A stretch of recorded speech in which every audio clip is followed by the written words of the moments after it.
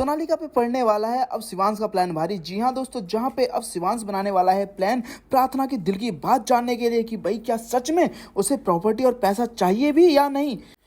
पर ये सब कैसे होता है दोस्तों, जहाँ हम आपको बता दें कि जो सोनालिका होती है वो बहुत ही तगड़ी चाल चलती है और वो बुआ माँ को अपने प्लान में फंसा के अब बुआ माँ को अपने साथ कर लेती है। और जहाँ पे वो शिवांश के साथ शादी करने का प्रपोजल रखती है, जहाँ पे वो शिवांश को हक कर ही रही होती है, तभी वहाँ आती है प्रार्थना और वो मना कर देती है कि ऐसा नहीं हो सकता। शिवांश, तुम नहीं जानते कि बुआ माँ नहीं है, बल्कि वो तो सिर्फ और सिर्फ अपने आप से प्यार करती हैं, वो सिर्फ और सिर्फ तुम्हारा इस्तेमाल कर रही हैं। बुआ माँ और सोनालिका मिलकर दोनों मुझे इस घर से बाहर निकालना चाहते हैं और तुम्हें अपने हिसाब से इस्तेमाल करना चाहते हैं, तुम्हें यूज कर रहे हैं। जहाँ पे अब बुआ माँ बोलती है कि देखा शिवांश ये क्या बोल रही है मेरे को। जहाँ पे अब प्रार्थना बहुत ज़्यादा हड़का देती है बुआ माँ को और कहती है कि तुम अच्छी तरीके से जानती हो कि मैं क्या बोल रही हूँ। तुम ही ने शिवांश के मन में उसकी माँ के खिलाफ जहर भरा हुआ है। तुम्हारी माँ अच्छी है शिवांश, तुम्हारी माँ तुमसे बहुत प्यार करती है। जब आग लगी थी ना हॉस्पिटल में तो कोई नहीं आया था, ना तुम्हारी बुआ माँ ना सोनालिका, बल्कि सिर्फ और सिर्फ तुम्हारी माँ आई थी और मैं आई थी, क्योंकि हम दोनों तुमसे प्यार करते हैं।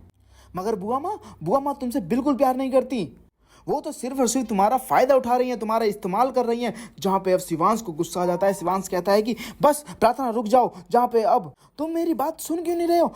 अरे बुआ माँ तुमसे प्यार नहीं करती, बल्कि बुआ माँ तो सिर्फ और सिर्फ अपने आप से प्यार करती है और तुम्हारा फायदा उठा रही हैं। जहाँ पे शिवांश बोलता है कि तुमने मेरी बुआ माँ पे उंगली उठा के अच्छा नहीं किया। बुआ माँ मुझसे सबसे ज़्यादा प्यार करती हैं और मैं बुआ माँ से सबसे ज़्यादा प्यार करता हूँ। और तुमने जो किया है आज मैं इसी रिश्ते को इसी वक्त क्वेश्चन मार्क के साथ खत्म करता हूँ। इसके सवालों का जवाब तुम खुद ढूंढना, यहाँ से निकल जाओ इसी वक्त। जहाँ पे अब बुआ माँ के बारे में बोलती है कि प्रार्थना की मैं बुआ माँ को गलत नहीं कह रही हूँ, मैं बस बोल रही हूँ कि सबसे पहले शिवांश तुम अपने बारे में सोचो। जहाँ पे अब शिवांश को गुस्सा सातवें आसमान पे होता है, शिवांश हाथ उठाने वाला होता है मगर वहाँ रुक जाता है और प्रार्थना का हाथ पकड़ के उसे धक्के दे के बाहर निकालने वाला होता है, मगर तभी प्रार्थना का सपना टूट जाता है और हम सबका कट जाता है। जी हाँ दोस्तों, जहाँ पे इतना कुछ सोचा था प्रार्थना ने, इतना कुछ बोलने के लिए, मगर चुपचाप खड़ी रह जाती है प्रार्थना। जहाँ पे सोनालिका हक कर लेती है अब शिवांश को। जहाँ पे अब शादी करने की जब बात आती है तो वहीं अब प्रार्थना किसी भी तरीके से इस शादी को रोकना चाहती है और अगले 1 महीने तक सोनालिका के साथ शादी नहीं होने देना चाहती, क्योंकि पंडित जी ने कहा था कि अगर अगले 1 महीने में सोनालिका के साथ शिवांश की शादी होती है तो शिवांश पे बहुत बड़ा खतरा मंडरा रहा है और शिवांश को बचाने के लिए सिर्फ और सिर्फ प्रार्थना ही काम आएगी और प्रार्थना की कुंडली ही ऐसी कुंडली है जो शिवांश को बचा सकती है।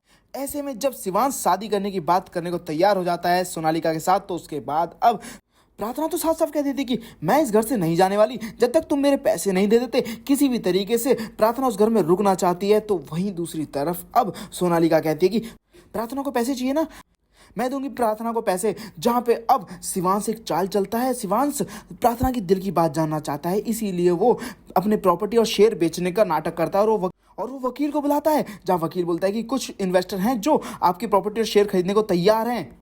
जहाँ प्रार्थना ये सब सुन लेती है और वो मना करने वाली है शिवांश को। जहाँ अब शिवांश समझ जाएगा कि प्रार्थना इस घर में सिर्फ और सिर्फ शिवांश के लिए रुकी हुई है। वेल दोस्तों, क्या आप लोग चाहते हैं कि प्रार्थना और शिवांश एक हो जाए? तो मैं ज़्यादा कमेंट कर जरूर बताएं। साथ ही से लेटेस्ट वीडियो के लिए मैं जरूर सब्सक्राइब करना ना भूलें।